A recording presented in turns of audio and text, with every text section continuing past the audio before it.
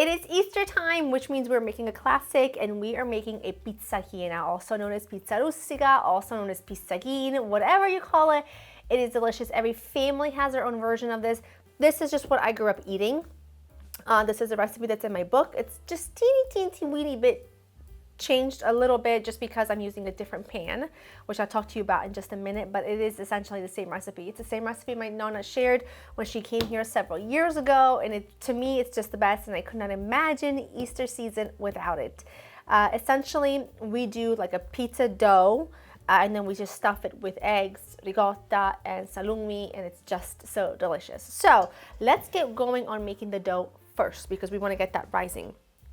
In the bowl of my standing mixer, I've added some all-purpose flour. To that, I'm going to add some sugar, instant yeast. If you're using active yeast, you're going to want to bloom it in your warm water first. I'm not going to, so I'm just going to use my instant and add it right in. I like to give it a nice little mix. And then we're going to add in some warm water. I'm going to pop this into my mixer, fit it with a dough hook attachment, and then I'm gonna crank it up, and I'm gonna start kneading it while adding a couple of teaspoons of salt. Dough is ready and perfect, and of course you're gonna cover this, let it double in volume. It takes about an hour and a half or so. It really just depends on how warm your environment is. And because, like I said, listen, around these parts, we are as authentic as they come. And we'll be making another one tomorrow, well, tonight for tomorrow. And so I have some dough already ready. So here it is. Slightly overly risen, but it'll be okay. I made it this morning. Dump some flour on your surface. Oh, she's gorgeous. Calm down. Get out of here. Works perfect every single time. Now, here's what you're going to do. You're going to take this. You're going to take about a third of it. You're going to set this aside, okay? This is your top. Set it aside. This is your base. Now, è bellissima. Okay? È bellissima. Look at this. Look at this. Listen, what I don't want is dry dough that doesn't extend.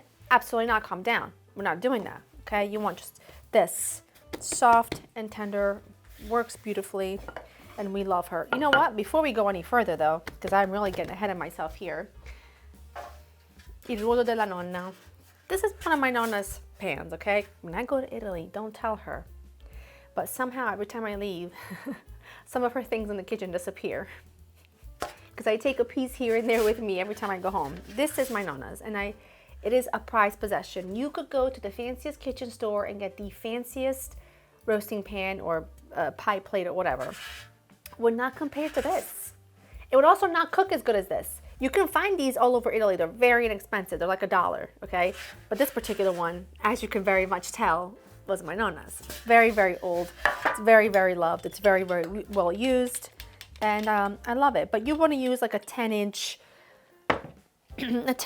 pan that has, you know, some good high sides so that your dough can come up the sides. You don't want to use like a flat or a shallow pie plate. You want to oil it really well, sides and everything. Beautiful. And you guys have to let me know what you know, everyone knows this. I don't know if you know this about me, but my favorite holiday to cook for is obviously Christmas. I love Christmas Eve. I love Christmas Day.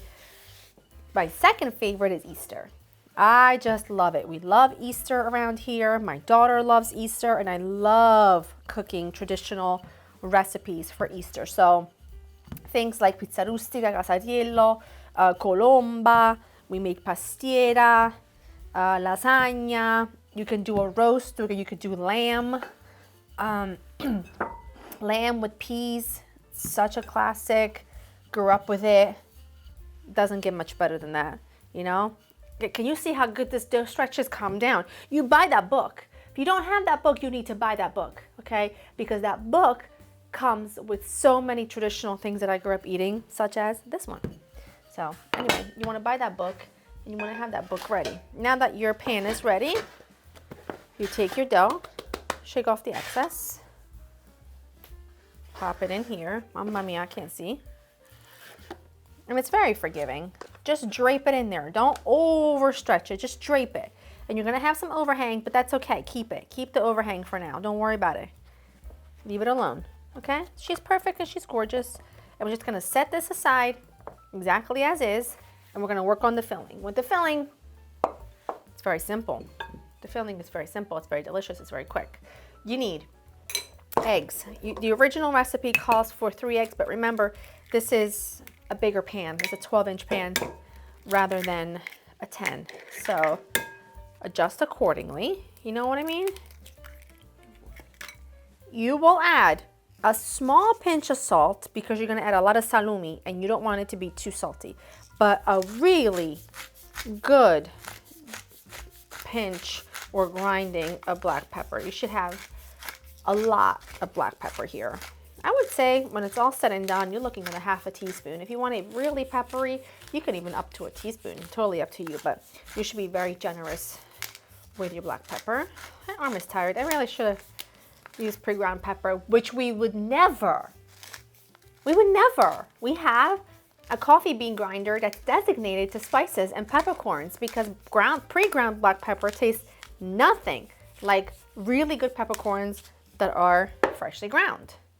Ricotta, whole milk ricotta, please. Okay, please, please. This is not the time to ask me if you could use low fat, or skim, or any of that.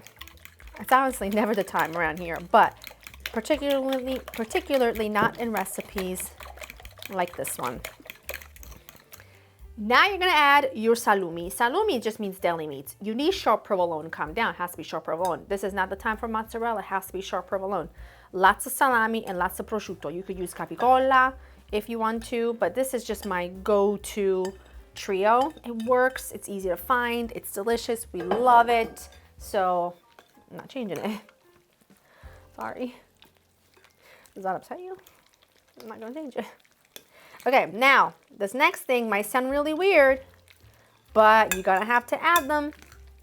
You're gonna need some hard-boiled eggs. You see why we didn't add a lot of salt, right? I don't want that knife. I want a smaller knife because I got small hands. Now, I'm gonna just do it by hand. Listen, these are perfectly cooked, by the way, okay? This is home food. This is home cooking.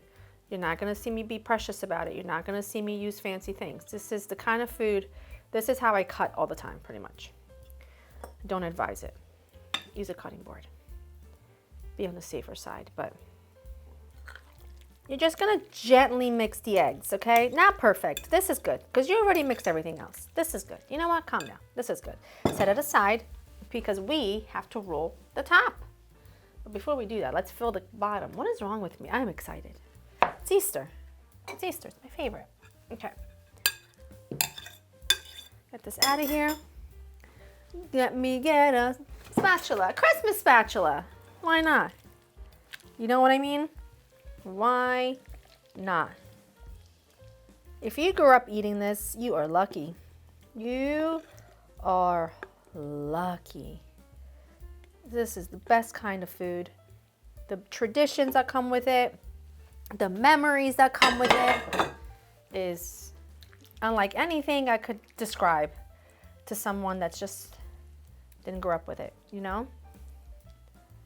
That is gorgeous. It smells so good. Set that aside. Take this guy here, a bit more flour on top.